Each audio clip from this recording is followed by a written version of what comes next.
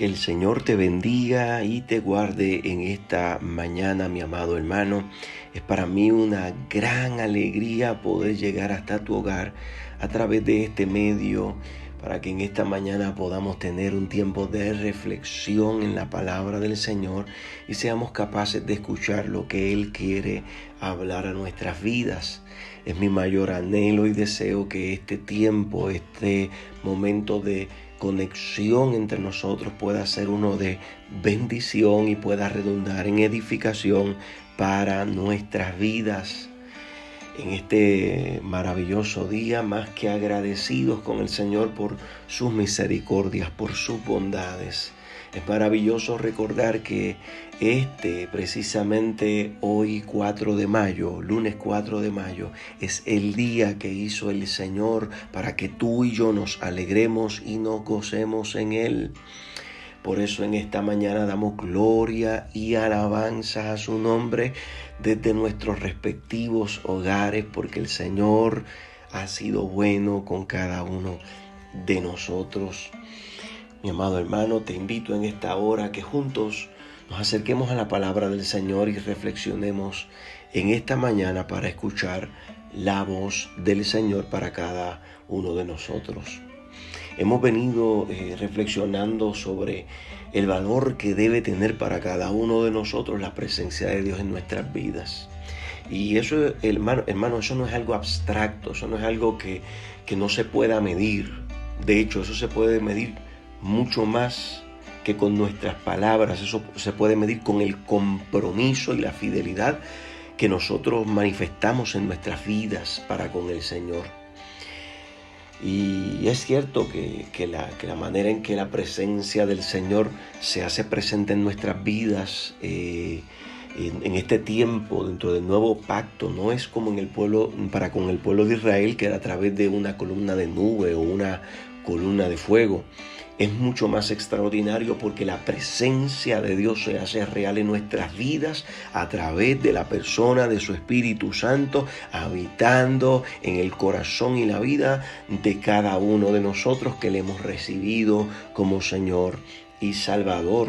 Así lo dice precisamente nuestro Señor Jesucristo en el Evangelio de Juan, capítulo 14 y verso 17, donde hablando del Espíritu Santo le dice a los discípulos que Él mora con vosotros, pero estará en vosotros, precisamente refiriéndose a la morada que el Espíritu Santo vendría a ser en la vida de cada uno de nosotros, los discípulos, los creyentes, los que hemos rendido nuestras vidas al pastor y obispo de nuestras almas.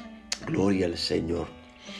Pero yo quiero continuar con esta reflexión que comencé en el día de ayer acerca del valor de la presencia del Señor, y hay un detalle que no mencioné en el día de ayer que quiero compartir contigo en esta mañana. Y es que en el capítulo 29 del libro de Éxodo, en el verso 45, nos registra un detalle a nosotros que va mucho más allá del hecho de que Dios quería ir delante de su pueblo. Y nosotros vimos todas las implicaciones que eso tenía. Pero en este verso, Él dice que Él quiere ir mucho más allá, porque Él decide no solamente ir delante de su pueblo, sino habitar en medio de su pueblo. Lo dice así en el verso 45 del capítulo 29. Dice: y habitaré entre los hijos de Israel, y seré su Dios. Y conocerán que yo soy Jehová su Dios, que los saqué de la tierra de Egipto para habitar en medio de ellos. Yo, Jehová, su Dios. Es a saber, mi amado hermano, que así como el hecho de que el Señor quiera ir delante de su pueblo, eso tiene unas implicaciones, pero también el hecho de que Él quiera habitar en medio de su pueblo, eso tiene unas implicaciones también bien marcadas y bien pertinentes para cada uno de nosotros. Porque es precisamente cuando Dios decide habitar en medio de su pueblo, que Dios le da instrucciones a Moisés que construya un tabernáculo. Y aquello se iba a constituir en el tabernáculo de encuentro, donde todo aquel que quería buscar la presencia del Señor podía acercarse al tabernáculo y allí podía acercarse a la presencia del Señor en la manera en que se manifestaba dentro de aquel pacto. ¿Qué implicaciones tenía aquello? Número 1, que Dios quería hablar con su pueblo. Desde el tabernáculo iba a venir la voz de Dios para el pueblo. Número 2, que Dios quería relación y que el pueblo llegara a conocerlo de manera personal e íntima. Por eso es que el texto dice que Jehová dijo, y conocerán que yo soy Jehová su Dios. Porque el interés de Dios no es solamente dirigirnos, no es solamente proveernos, no es solamente enderezar el camino delante de nosotros. Todas esas bendiciones son extraordinarias, pero el hecho de que Él decida habitar en medio de su pueblo implica que Dios quiere desarrollar una relación con su pueblo, donde se escuche la voz de Dios hablando a su pueblo y donde el pueblo pueda ser capaz de escuchar la voz de Dios, de encontrarse con Dios y de desarrollar una relación de comunión con el Señor. Yo no sé si a ti te sorprende, pero a mí me sorprende el hecho de que un Dios tan grande no solamente decida guiar y dirigir a su pueblo, sino que Dios decide establecerse en medio del pueblo para desarrollar una relación personal e íntima con ese pueblo. ¡Wow! ¡Qué maravilloso! ¡Qué extraordinario debe haber sido el sentimiento que debe haber tenido Moisés y también el pueblo cuando escucharon que hasta ese momento Dios había decidido caminar delante de ellos, pero que ahora Dios dijera, yo quiero vivir, yo quiero habitar, ¿qué es lo que quiere decir esa palabra? Yo quiero irme a vivir en medio de ustedes. ¡Wow! Eso tiene que haber embargado el corazón de un asombro, de una gracia extraordinaria. Y déjame decirte algo, mi querido hermano, no es diferente para con nosotros hoy. De hecho, es mucho más extraordinario para nosotros en el nuevo pacto, porque ahora no era a través de un campamento o no es a través de un campamento. Ahora, como uno de los nombres que utiliza la Biblia para llamar a nuestro Señor Jesucristo es Emmanuel. Y Emmanuel significa Dios con nosotros. ¿Qué es lo que Dios estaba revelando en el nombre de Jesús al llamarlo Emmanuel? Lo que estaba revelando es que así como la presencia de Dios quería habitar en medio del pueblo a través de aquel tabernáculo, la presencia de Dios es real en nosotros a través de Jesucristo. Aleluya, gloria al Señor.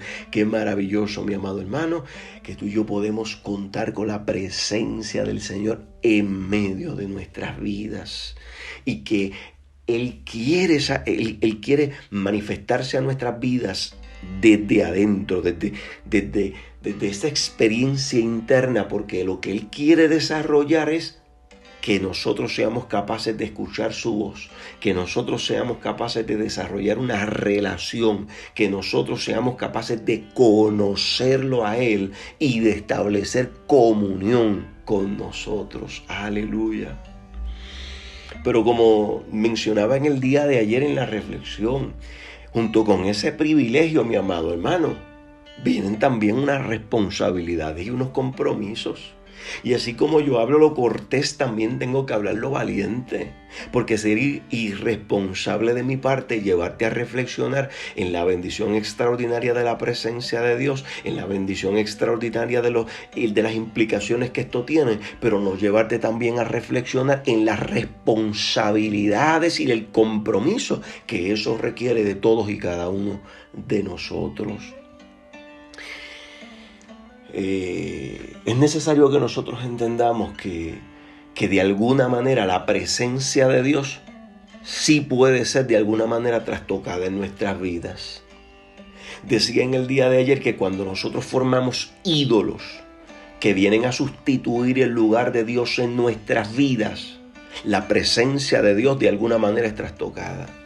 Y usted dirá, pastor, pero eso es un mensaje o eso es algo que se le debe decir a los que tal vez practican algunas religiones donde se utilizan las imágenes. mi amado hermano, la realidad es que algunos tienen imágenes externas, pero hay otros que muchas veces, como nosotros, cargamos imágenes e ídolos en el corazón. Formamos ídolos en nuestras vidas, ídolos que no se pueden ver a simple vista. Precisamente ídolos que no necesariamente son en sí mismos cosas que no son malas, pero que de alguna manera comienzan a sustituir el lugar de Dios en nuestras vidas. Son aquellas cosas a las que de alguna manera nosotros les rendimos la prioridad de nuestro tiempo.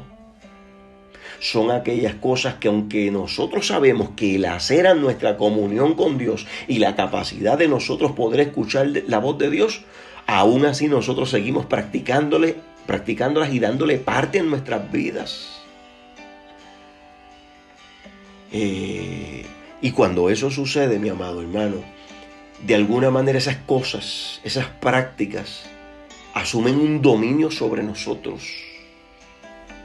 Por eso es que cuando nosotros practicamos el ayuno, que es una de las disciplinas que necesitamos retomar, necesitamos practicar constantemente, una de las cosas que hace el ayuno es que revela, es como una luz que alumbra y que hace que nosotros podamos ver dónde se han estado desarrollando ídolos dentro de nosotros. Usted decide ayunar y inmediatamente va a tener deseo no solamente de comida, va a tener el deseo de, es que quiero sentarme a ver televisión, o quiero tal vez estar comunicándome a través del teléfono, o quiero estar tal vez trabajando o haciendo esto o aquello, lo otro, cosas que son sanas en sí mismas, pero que de alguna manera han tomado control o posesión de nuestras vidas. Pueden ser prácticas, sentimientos, pueden ser actitudes, pueden ser relaciones, pueden ser cosas, etcétera, etcétera. Como resultado, mi amado hermano, cuando nosotros venimos a ver, son precisamente esas cosas las que están guiando y están determinando nuestras vidas diarias y el rumbo de nuestras decisiones. Porque cuando algo toma el valor, la importancia que solo se le debe a Dios y toma ese lugar en mi vida, la realidad es que eso se echa a ver, mi amado hermano. Porque esas cosas comienzan a guiar nuestras vidas. Esas cosas se convierten en los ídolos que nosotros pedimos que vayan delante de nosotros, como dijo el pueblo de Israel. Oh, gloria al Señor. Y es importante que nosotros en esta hora podamos identificar todos y cada uno de esas cosas que o se han convertido en un ídolo o pueden convertirse potencialmente en un ídolo, y nosotros tenemos que trabajar con ellas, porque si tú y yo queremos disfrutar plenamente de la presencia de Dios y de la habitación de la presencia de Dios en nuestras vidas, es necesario que nosotros podamos romper con todas aquellas cosas o aquellas prácticas idolátricas. Oh, gloria al Señor. ¿Por qué? Porque la presencia del Señor en nuestras vidas conlleva compromiso y conlleva responsabilidad y conlleva fidelidad. Dios es un Dios que no comparte su gloria con nadie. De hecho, otra de las cosas que mencionaba en el día de ayer que trastocan esa presencia de Dios en nuestras vidas es pretender que nosotros podemos tenerla sin ningún tipo de compromiso. Cuando usted mira el libro de Éxodo y usted va haciendo un análisis de todo el libro en su contexto, te va a dar cuenta de que Dios exige dos cosas exige de su pueblo. Número uno, Él exige fidelidad al pacto. Dios ha establecido un pacto y el pueblo tiene que mantenerse fiel a ese pacto. Número dos, Dios exige obediencia a sus mandamientos, no sugerencias, no opiniones, porque Dios lo que da son mandamientos, son instrucciones. En otras palabras, Dios esperaba que en respuesta al privilegio de gracia, de su presencia, de esa manifestación de la presencia de Dios y todo lo que ella implicaba en medio del pueblo y delante del pueblo, el pueblo como respuesta a esa gracia se mantuviera fiel a su relación con Dios. Que ellos se mantuvieran en lealtad por completo a esa relación con Dios y que se mantuvieran en exclusividad como pueblo de Dios. Esa exclusividad no podía ser compartida con nadie y Jehová se los había dejado bien claro. Por eso es que en el primero y segundo mandamiento Dios habla bien claro acerca de la idolatría, que Dios no comparte su gloria con nadie. Y lo segundo, ellos debían vivir en una obediencia a las instrucciones que el Señor les daba. Y entienda una cosa, mi amado hermano, no una obediencia como una imposición, como una obligación, como algunos de nosotros a veces malentendemos cómo es que funciona el Evangelio, cómo es que funciona la relación con Dios. Algunos de nosotros hemos tenido el concepto de que Dios viene y nos entrega una cantidad de mandamientos e instrucciones y dice, y esto es lo que tienes que hacer. Mis amados hermanos, y no se trata de una imposición. Se trata de que Dios nos pone esas instrucciones delante de nosotros, número uno, porque siempre van a ser de bendición para nuestras vidas. Pero número dos, que la obediencia a esas instrucciones y a esos mandamientos debe simplemente manifestar el agradecimiento que Dios, por la misericordia y por el amor que Dios nos ha mostrado a cada uno de nosotros en su pacto. Entonces nosotros, como dice la palabra del Señor en el Nuevo Testamento, entonces sus mandamientos no nos son gravosos. No me es una carga, no lo estoy haciendo porque me obligan, no lo estoy haciendo porque en la iglesia eso es una regla o porque tal vez las autoridades dentro de la iglesia me podrían imponer una disciplina. No, mi amado hermano, eso es caminar en inmadurez. Lo que Dios pretendía y lo que Dios pretende de nosotros es que nosotros seamos capaces de obedecerle, no por imposición, porque eso es legalismo, sino por obediencia, por gratitud, porque hemos visto la gracia de Dios para con nuestras vidas. Y en respuesta nosotros queremos vivir una vida de obediencia al Señor, aleluya. Así que es necesario que nosotros entendamos que así como a aquel pueblo Dios le demandaba en aquel pacto con ese compromiso de obediencia y de fidelidad, a nosotros también se nos requiere en este nuevo pacto. Y usted podrá decir, pastor, esa es la dinámica que se daba dentro de aquel pacto con el pueblo de Israel, pero nosotros no, nosotros estamos en un nuevo pacto en Jesucristo. Y yo le voy a responder, y eso es muy cierto, pero lo que cambió fue el pacto, no las condiciones que se deben dar dentro de un pacto. Porque todo pacto requiere fidelidad y obediencia a unas estructuras, a unas instrucciones y a unas y a unos mandamientos. De hecho, con más fuerza debemos serle fiel, porque aquel fue sellado con sangre de animales frente al monte Sinaí, pero este pacto en el que tú y yo nos encontramos, el pacto de la gracia, fue sellado con la misma sangre del unigénito Hijo de Dios, no en el monte Sinaí, sino en la cruz del Calvario. Y si tal vez a usted le suena altisonante esto que yo le estoy planteando, mire, el escritor de Hebreos precisamente lo establece de esa manera. En el capítulo 2 y verso número 1, dice de la siguiente manera: por tanto, es necesario que con más diligencia atendamos a las cosas que hemos oído, no sea que nos deslicemos. Porque si la palabra dicha por medio de los ángeles fue firme, y cuando dice ahí por medio de los ángeles, se está refiriendo al pacto que fue entregado precisamente allí en el monte Sinaí. Y toda transgresión y desobediencia recibió justa retribución. Hace una pregunta lógica a esta argumentación: ¿cómo escaparemos nosotros si descuidamos una salvación tan grande? La cual, habiendo sido anunciada primeramente por el Señor, nos fue confirmada por los que oyeron. Y no solamente eso, testificando Dios juntamente con ellos, con señales y prodigios y diversos milagros y repartimientos del Espíritu Santo, según su voluntad. Aleluya. ¿Qué es lo que está diciendo aquí el autor de Hebreos, mis queridos hermanos? que este pacto requiere con mucha más diligencia. Nosotros debemos prestar obediencia y fidelidad al nuevo pacto, mis amados hermanos. Que de ninguna manera nosotros caigamos en ese error que cayeron algunos, a los que Pablo les tuvo que escribir y describe acerca de ellos, que habían convertido la gracia de Dios en libertinaje.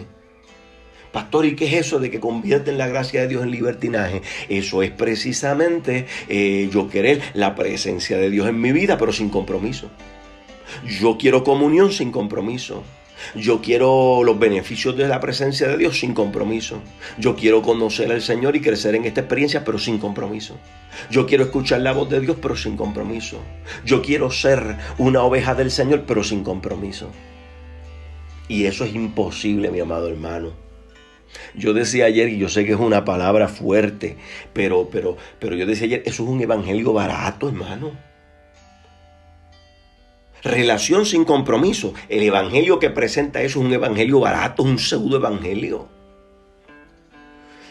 Porque el llamado que nos hace la palabra del Señor, como te he mostrado en esta mañana a través del Antiguo Testamento, pero también en el Nuevo Testamento, es una relación y una dinámica donde sí nosotros escuchamos la voz de Dios, gloria a Dios, sí tenemos las bendiciones de que Él va delante de nosotros y que Él habita en medio de nosotros, pero eso requiere un compromiso de parte de cada uno de nosotros.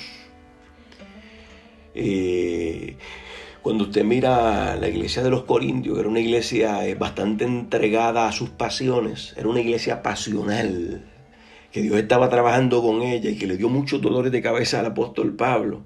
En una de las ocasiones él tiene que trabajar con ese asunto y tiene que trabajar sobre el tema en que precisamente el Espíritu Santo ha venido a hacer morada en cada uno de esos creyentes de la iglesia de Corintios. Y que el problema es que ellos están disfrutando la presencia de Dios y que bueno, se gozan y se alegran porque ahora ellos son templos del Espíritu Santo, pero sus vidas, sus prácticas, que de alguna manera eran desacertadas en cuanto a los mandamientos de Dios, en cuanto a los mandamientos de santidad y el llamado de santidad que el Señor nos ha hecho, no respetaban la presencia de Dios. Y por eso es que el apóstol Pablo allí en Corintios tiene que llamarles la atención y decirles que ustedes no saben que el cuerpo, ustedes están ahí alquilados porque ese cuerpo es templo del Espíritu Santo. Y ese Espíritu Santo los anhela celosamente. Él no comparte su gloria, Él no comparte el asunto de que su presencia pueda habitar en un templo donde habita otra presencia, mi amado hermano. No. Si algo viene a hacer Dios con su presencia, no es solamente a suplirnos, a darnos dirección, a bendecirnos, a darnos comunión, es a santificar. Usted puede ir claramente, mi amado hermano, allí en el libro de Éxodo y se va a dar cuenta. Y cuando Dios le ordena a Moisés que construya el tabernáculo, él dice, cuando mi presencia descienda allí, yo voy a santificar todo lo que toque mi presencia. El tabernáculo, el altar del sacrificio, el altar del incienso, la mesa de los panes de la proposición, el arca del pacto, el propiciatorio. Oh, mi amado hermano, todo lo que había allí, hasta la fuente de bronce, el altar de bronce de los sacrificios, todas y cada una de esas cosas eran santificadas, y no solamente ellos, sino Aarón y sus hijos, y aún las vestiduras que habían allí, todo iba a ser santificado por su presencia. Porque si algo sucede donde está la presencia de Dios, es que se santifica todo lo que está ahí. Eso quiere decir, mi amado hermano, que si tú y yo vivimos con la presencia de Dios delante de nosotros y con la presencia de Dios en medio de nosotros, el resultado tiene que ser que tú y yo crecemos en santidad. Y si de alguna manera, mi hermano, algún ídolo se nos ha estado colando por alguna esquina, es momento de derribarlo, porque hace falta que tú y yo asumamos compromiso con la presencia del Señor. Oh, aleluya. Gloria al Señor. Ahora yo quiero que tú mires un último punto para comprobarte, para ver si te hace sentido todo esto que yo te estoy diciendo. Toda esta verdad que yo te he venido diciendo está resumida de alguna manera en las palabras que expresó nuestro Señor Jesucristo y que han sido objeto de nuestra reflexión durante las últimas semanas. Y es precisamente las que registra el Evangelio de Juan en el capítulo 10 y verso 27. Allí están presentes estos tres elementos de los cuales yo te he estado hablando. Jesús mismo describe que esa es la dinámica que se debe dar de sus ovejas con él, que es el buen pastor, dentro del nuevo pacto. Como dice allí en Juan 10:27, mis ovejas oyen mi voz y yo las conozco y ellas me siguen. Tres elementos. Número uno, oyen mi voz. ¿Sabe lo que implica eso? Implica obediencia. Cuando él dice oyen mi voz, no está hablando del simple hecho de que la oyeron y hicieron caso omiso de esa voz. Cuando él dice oyen mi voz, ahí está implícita la obediencia, porque la oyen y siguen sus instrucciones. Ahí tienes la primera, obediencia. Número dos, él dice y yo las conozco. Ahora usted podrá decir, esto es simplemente un asunto de un conocer intelectual. Tú y yo hemos estudiado vez tras vez que el conozco que nos habla constantemente el Nuevo Testamento dentro de la relación con Dios es un conozco de relación y de comunión. Así que cuando él dice, y yo las conozco, lo que quiere decir es que esa experiencia de obediencia ha desarrollado una comunión, ha desarrollado una relación entre el pastor y la oveja y el pastor. Y número tres, el resultado es me siguen y ellas me siguen. ¿Sabe lo que implica eso? Lo siguen porque son fieles a su pastor. Implica fidelidad. Así que ahí tú tienes los tres elementos presentes dentro de la dinámica que se debe estar dando dentro del nuevo pacto. Obediencia, comunión y fidelidad al pacto. Ese es el llamado al que el Señor nos está haciendo en esta hora. Y el Señor nos está llamando a que nosotros podamos responder a la presencia de Dios con obediencia, con comunión y con fidelidad.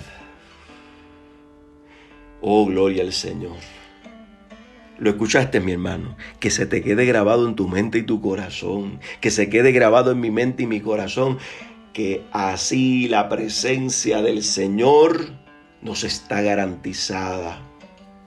Oh, mis amados hermanos, y por favor no me vaya a malentender. Yo no estoy diciendo que con nuestra fidelidad ni con nuestra obediencia nosotros pagamos la presencia del Señor, porque la presencia del Señor no vino en respuesta a nuestra fidelidad o a nuestra obediencia, porque como dice el libro de Romanos, el Señor nos rescató y nos volvió a conectar con Él en una nueva relación cuando todavía nosotros éramos pecadores. ¿Qué es lo que eso quiere decir? Que esta bendita relación y esta presencia de Dios en nuestras vidas no es el resultado de ello, sino del sacrificio que hizo nuestro Señor Jesucristo por amor. Es por gracia. Pero cuando esa presencia de Dios ha venido a habitar en nuestras vidas por gracia y por el amor de Dios, lo menos que se espera de nosotros es que nosotros respondamos con fidelidad y obediencia. Oh, gloria al Señor. Nos ayude el Señor, mi amado hermano. Nos ayude el Señor en medio de este tiempo. Que tú y yo podamos responder a la presencia del Señor de la misma manera. De tal manera que de ninguna manera sea trastocada la presencia del Señor que está en nuestras vidas. Reflexionemos, analicemos en esta hora y oremos al Señor. Padre, mil gracias por tu misericordia, por tu presencia en nuestras vidas. Gracias porque aunque nosotros somos imperfectos, somos indignos, todavía estamos dentro de esta experiencia de lucha con el pecado. Tú has decidido hacer morada en cada uno de nosotros. Pero en esta mañana hemos entendido, Señor, que tú nos llamas a que respondamos con fidelidad y obediencia a esa presencia. Permite, Señor, que nosotros, que yo y mis hermanos podamos valorar, podamos tener en estima, Señor, tu presencia en nuestras vidas.